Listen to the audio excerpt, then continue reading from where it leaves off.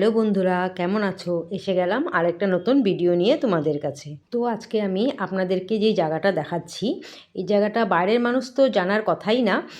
আসামের বলতে কি গুয়াহাটির মানুষও অনেক কম সংখ্যক মানুষ এই জায়গাটার বিষয়ে জানে বা এই জায়গাটাতে যায়। তো এটা হলো কোটিলিঙ্গ মন্দির।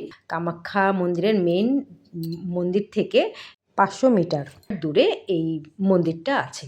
এটা হলো শিব মন্দির, শিব ঠাকুরের মন্দির। এই মন্দিরে যেতে বেশ একটু জঙ্গলের মধ্যে যেতে হয়। কোনো অকেশনালি গেলে এই মন্দিরে খুব ভালো, বা যদি অকেশন ছাড়া যেতে হয় মানে কয়েকজন মিলে গেলে এই জায়গাটায় খুব ভালো হয়। এটা একটা খুব নীরব জায়গা।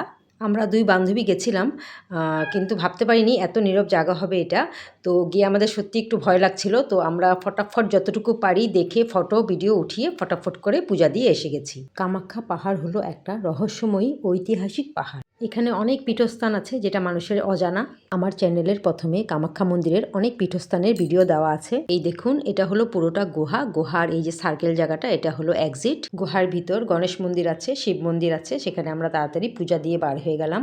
আমার ভিডিওটা কেমন লাগলো প্লিজ কমেন্ট করে জানাবেন। কামাখ্যা মন্দিরে আরও অনেক পীঠস্থান আছে, যেটার বিষয়ে আমি আপনাদের নেক্সট ভিডিওতে জানাবো। আমার ভিডিওটা যদি ভালো লাগে তাহলে প্লিজ সাবস্ক্রাইব করে লাইক কমেন্ট করে আমার সাথে থাকুন। দেখা হবে নেক্সট ভিডিওতে। ততক্ষণের জন্য জয় বাবা কোটিলিঙ্গ।